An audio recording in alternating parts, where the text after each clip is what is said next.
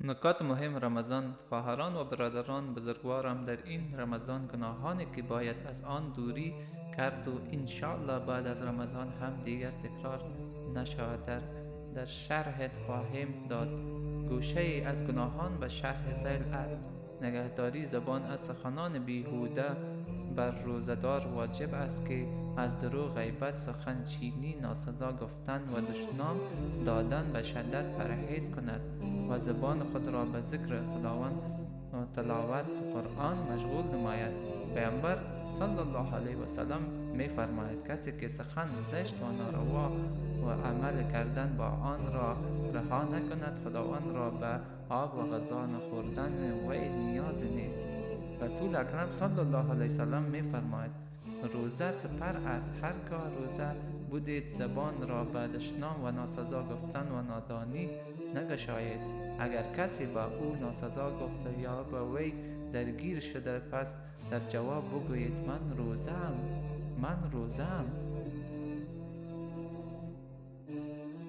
حفظ و نگهداری چشم. بر روزدار واجب است چشم خود را از نگاه کردن به حرام حفظ نماید و نگاه خود را از نامحرم فرو بندد و بداند که نگاه تیر مسموم از تیرهای شیطان است.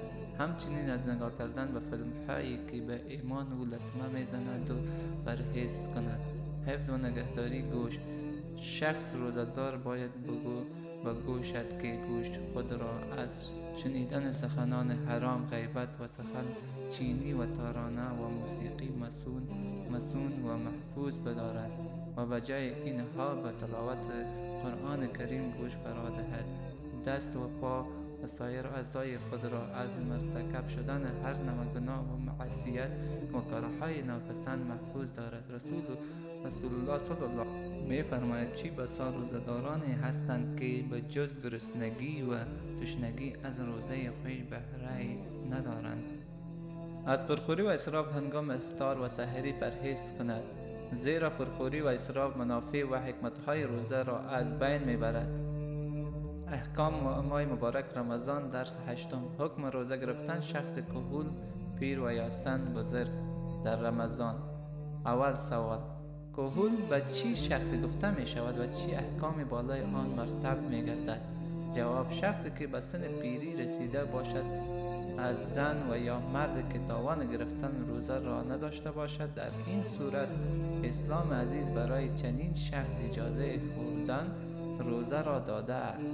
دوم سوال: شخص که به سن پیری رسیده و توان روزه را هم ندارد ولی با تکلف روزه میگیرند، به گمان این که بالایش گناه محسوب نشود، حکمش چیست؟ جواب: آن خدایی که صحتمندان را به گرفتن روزه امر کرده، ناتوانها را به خوردن روزه امر کرده است.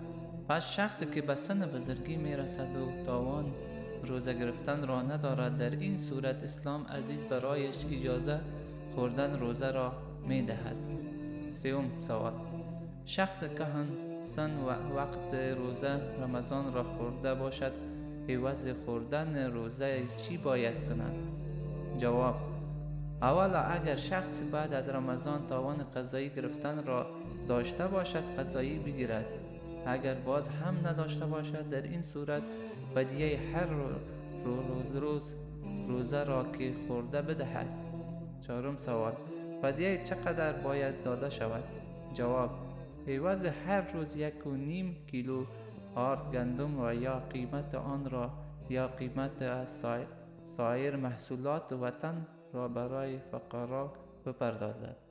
البته در مذهب احناف گندم و آرد جو و آرد کشمش خرما پرداخت جنس و قیمتش جایز است و از محصولات دیگر قیمت آن باید برای فقرا داده شوند.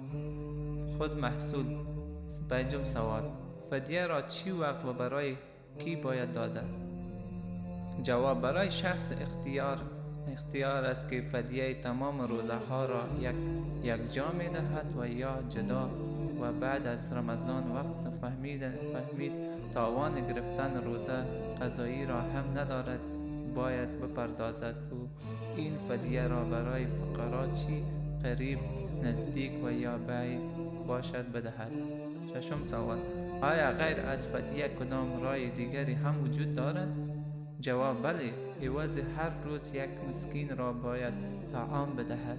هفتم سوال: اگر شخص مذکور در زندگی خود قادر به پرداخت فدیه نشده، در این صورت حکمش چیست؟ جواب: در این صورت وارث آن بپردازد و اگر هیچ کس نداشته باشد و شخصی بعد از رمضان بلا فاصله وفات کند، الله متعال غفار است، میبخشید.